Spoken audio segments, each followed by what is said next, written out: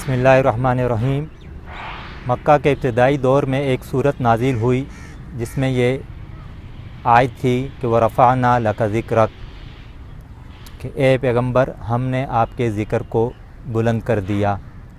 जब रसूल पाक सल्लल्लाहु अलैहि वसल्लम और उनके साथी कुरैश मक्का के जुल्म सितम का शिकार थे और रसूल पाक सल्लल्लाहु अलैहि वसल्लम को मोहम्मद की बजाय मुज़म्मम कह के पुकारा जाता था, जिसका मतलब था कि एक ऐसी हस्ती के जिसकी जो है वो मुज़म्मत बयान की जाए। तो ऐसे मौके पे अल्लाह ने फ़रमाया कि व रफ़अना लका ज़िक्रक, कि ए पैगंबर आप इनकी बातों की परवाह ना कीजिए कि हम आपके ज़िक्र को बुलंद कर देंगे। तो रसूल पाक सल्लल्लाहु अलैहि वसल्लम के साथ अल्लाह का जो ये वादा था, हम देखते हैं कि ये इस तरह पूरा हुआ कि आज रसूल पाक सल्लल्लाहु अलैहि वसल्लम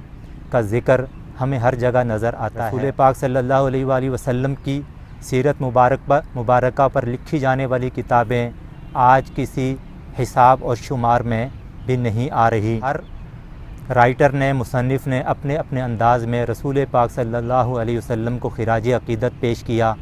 किसी ने ये कहकर कलम तोड़ दिया कि बाद अज़ खुदा बुज़ुर्ग तुई किस्सा मुख्तसर। सीरत पर हज़ारों नहीं लाखों किताबें लिखी जा चुकी हैं। आपकी नज़र से भी बहुत सारी किताबें गुज़री होंगी,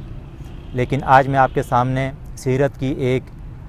अनोखी, एक यकता और एक अलबेली किताब का तारुफ़ कराने जा रहा हूँ। ये है सीरत की किताब जिसका नाम है मुहम्मद रसूलुल्लाह। किताब आप जब पढ़ना शुरू करेंगे तो आपको ऐसा लगेगा जैसे कि आप एक नावल पढ़ रहे हैं कि जिसमें आपको ना कहीं रुकना पड़ता है, कहीं ना कहीं आपको जो ना मुश्किल पेश आती है और ना कहीं आपको मफ़हूम या बात को समझने में कोई दिक्कत पेश आती है। ये किताब ऐसे अंदाज़ में लिखी गई है कि ये आपको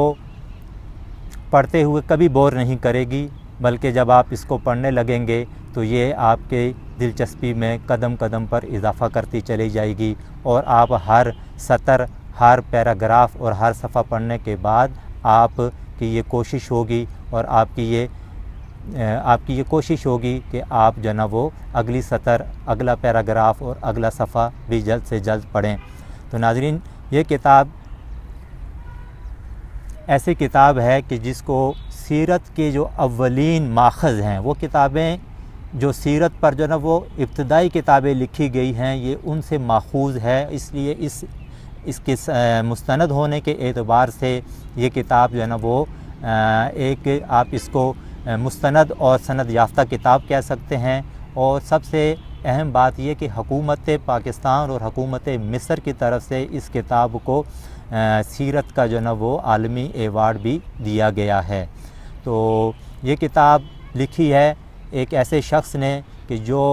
प्रोटेस्टेंट ईसाई घराने में पैदा हुआ और उसका नाम था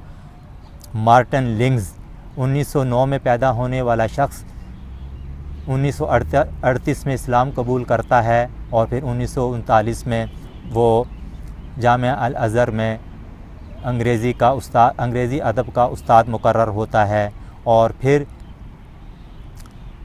अंग्रेज़ी अदब की तालीम मुकम्मल करने के बाद ये अंग्रेज़ी अदब का उस्ताद मुकर्रर होता है और उसके बाद ये अरबी अदब की तालीम हासिल करना शुरू करता है। तो ये शख्स जिसका असल नाम मार्टिन लिंग्स था, इस्लाम कबूल करने के बाद इसका नाम अबू बकर सिराजुद्दीन इसका नाम है। और ये इसकी किताब इस वक्त जो है ना वो दुनिया की जो ना वो उन बेहतरीन किताबों में से एक समझी जाती है जो सीरत के मौजू पर लिखी गई हैं। नाज़रीन, इस किताब की एक खुसूसियत जिसका ज़िक्र ना करना नाइंसाफ़ी होगी, वो ये है कि जब हम सीरत की कोई भी किताब पढ़ते हैं तो उसमें मुख्तलिफ़ किरदार हमारे सामने आते हैं, मुख्तलिफ़ शख्सियात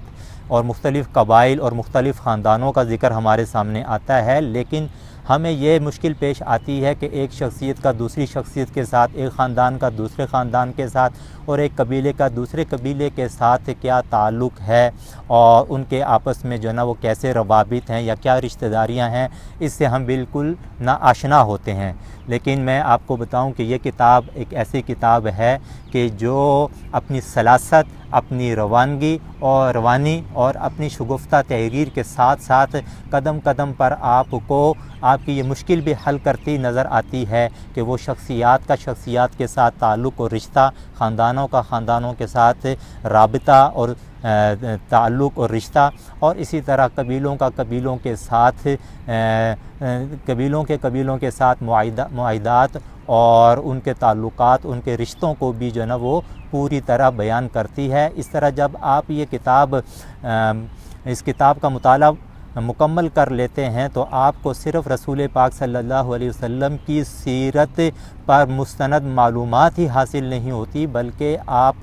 जना उस ज़माने के जो मक्का का जो कल्चर था या अरब का जो कल्चर था और वहाँ के जो ख़ानदानी सिस्टम था, जो कबायली निज़ाम था, वो भी आपके सामने पूरी तरह आश्कार हो जाता है, जिसकी वजह से आपको आप की सीरत के हवाले से और उस ज़माने के हालात के हवाले से ऐसे ऐसे गोशे आपके सामने बेनकाब होते हैं कि जो किसी दूसरी किताब के मुताले से